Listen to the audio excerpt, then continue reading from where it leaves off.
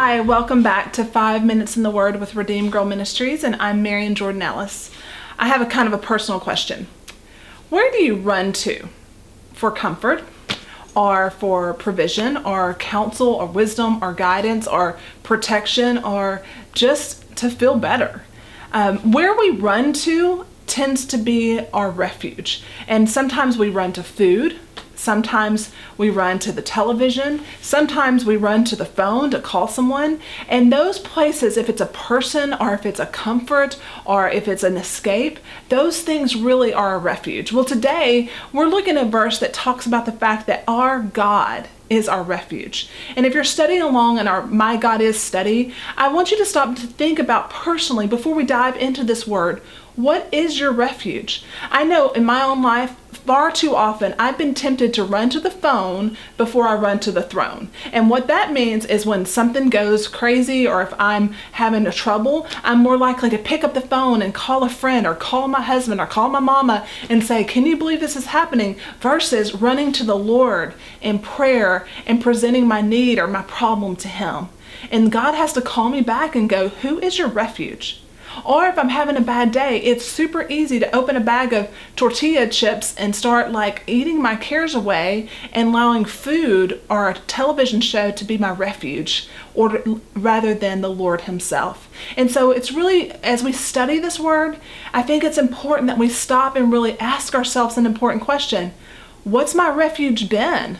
If I really want God to be my refuge, I got to acknowledge the other places I'm turning other than Him. Our verse today is Psalm 18, verse 2, written by King David, which says, "The Lord is my rock, my fortress, and my deliverer.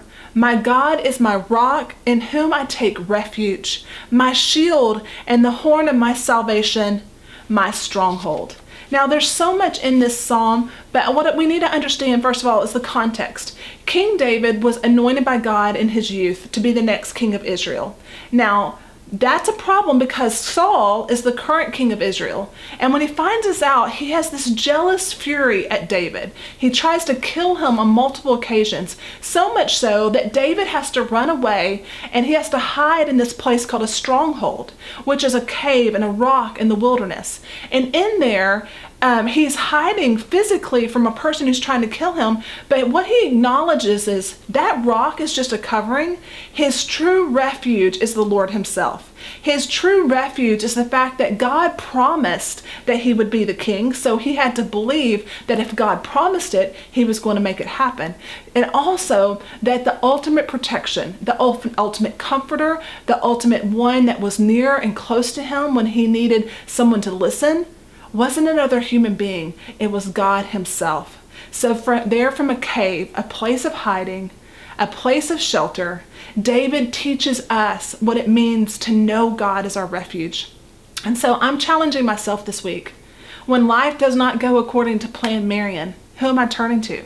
What am I turning to? When I get handed this, news that's shocking and surprising and I wasn't prepared for, how am I going to seek comfort in that moment?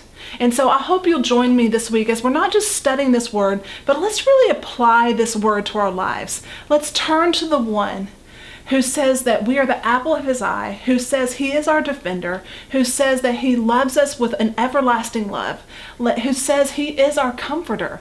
Let's turn to Him as our place of refuge.